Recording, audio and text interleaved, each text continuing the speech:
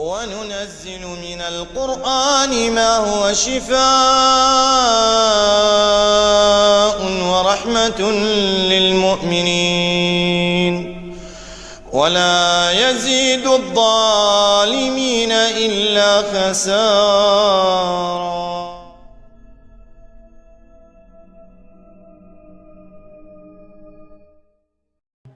Assalamu alaikum wa rahmatullahi wa barakatuh. Je vais vous raconter un peu mon histoire. Masha'Allah, je vais faire un petit témoignage. Je suis convertie à l'islam depuis 2010, Masha'Allah. Et à partir il y a 2 ans de ça, de avril 2015, j'ai commencé à avoir des petits symptômes. Un jour, c'était au Maghrib, j'ai commencé à avoir des frissons et quand j'ai prié le Isha, je suis tombée par terre directement. Alors depuis là, c'est un combat tous les jours. Alhamdulillah, on est arrivé à patienter avec mon époux et ma famille. Mais c'est très très difficile, masha'Allah. J'ai fait plusieurs pays en cherchant des rakis pour me soigner. Alors j'étais un peu partout dans le monde et je suis venue au Maroc plusieurs fois déjà. C'est pas la première fois. Alors c'était très très très traumatisant pour moi parce que je ne connaissais pas du tout. Alors une chose c'est on apprend ce que c'est les djinns, la sorcellerie, mais une autre chose c'est vivre avec. C'est complètement différent.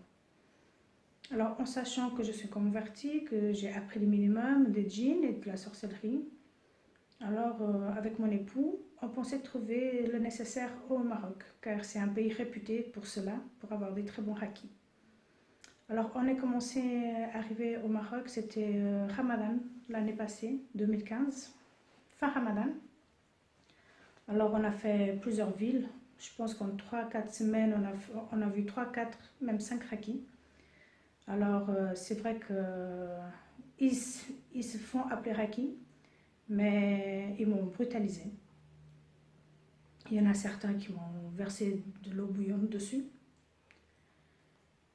Des autres qui me tapaient avec des bois, des coups de bâton, en me disant qu'il fallait qu'ils tapent pour que le djinn sente la douleur, pour que le djinn sorte. Et en fait, tout ça, ça ne marche pas. Ça n'a pas marché. Dernièrement, on était chez nous, en Europe, car je viens d'Europe. Et ça n'allait toujours pas mieux. Alors mon époux a commencé à faire des recherches sur internet encore, car il faut se soigner, il faut chercher les causes, même si on sait que c'est Allah qui accorde la guérison à qui il veut, mais on cherche les causes car on ne sait pas où est-ce qu'elles sont. Alors mon époux a fait des recherches sur internet et on a trouvé un certain monsieur, Daifa Allah, qu'il s'appelle. Alors mon époux a fait des recherches sur lui et on s'est dit il faut qu'on cherche quand même les causes, même avec tous les mauvaise aventure que j'ai eue ici, j'étais très hésitante car je ne faisais plus confiance au Raki. Je pense que les gens qui ont suivi ce que moi j'ai eu, je pense que c'est exactement la même chose. En fait, pour que la personne malade arrive à se faire soigner, il faut qu'elle ait la confiance dans le Raki et il faut surtout pas que le Raki la brutalise.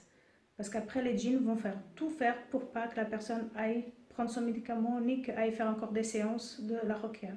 Parce que la personne, elle est déjà brutalisée. Alors, elle ne va pas vouloir suivre quelqu'un d'autre, bien sûr. Et masha'Allah, on est arrivé sur ce frère que je vous ai parlé. Le frère qui s'appelle Dafa Allah. Et masha'Allah, on a été très bien reçus. Au début, j'étais très hésitante. Comme je vous ai dit, je me suis dit, encore un qui va me faire je ne sais pas quoi, mais il va me traumatiser encore plus, il va me brutaliser. J'étais très fermée. Et petit à petit, il a commencé à parler avec moi et avec mon époux, à m'expliquer les choses. Et je me suis dit, je fais confiance en Allah Ta'ala, c'est lui qui va m'accorder la guérison. Si ce frère, c'est une cause pour moi, je ferme les yeux et j'y vais. De toute façon, ça ne peut pas être pire que les autres. Et subhanallah, j'étais très étonnée parce qu'il ne m'a pas fait mal. J'ai suivi 2 jours de traitement Masha'Allah au Khan, c'est vrai qu'au début j'étais très réticente. Et le jour d'après, j'étais toute seule. J'ai réussi à faire son traitement, à l'écouter, à le suivre. Et alhamdoulilah, je me sens beaucoup mieux. Et il ne m'a pas du tout brutalisée. Ça, pour moi, c'est ce qui compte énormément. C'est que je peux lui faire confiance, je peux parler avec lui. Et c'est quelque chose que tous les malades ont besoin, c'est d'avoir cette confiance. Car s'il n'a pas de confiance, il y a toujours ce braquage. Alhamdulillah, quand je vous parle, je me sens beaucoup mieux. Je n'ai pas encore fini le traitement, mais je le finis petit à petit, mais je vais déjà beaucoup mieux. Alhamdulillah. Pour vous dire, il ne faut pas écouter les gens qui disent oui, celui-ci, celui-ça, celui-ci, celui-ça. Il faut apprendre à connaître la personne et avoir confiance. De toute façon, on voit tout de suite si la personne est bien ou pas. Par la volonté d'Allah, Allah fait que vous ressentez tout de suite. Et je remercie Allah de m'avoir accordé la guérison. Et je remercie aussi le frère, car c'est une cause d'effort Allah. Il nous a très bien reçus chez lui, masha'Allah. On était vraiment très bien avec mon époux et moi. Et alhamdulillah, j'espère que ça va continuer. Et vraiment, je motive les frères et les sœurs qui peuvent venir. Vraiment, vous pouvez le faire confiance. Vraiment, subhanallah, c'est complètement différent de tout ce qu'on a pu voir. Alhamdulillah, Rabbil Alamin.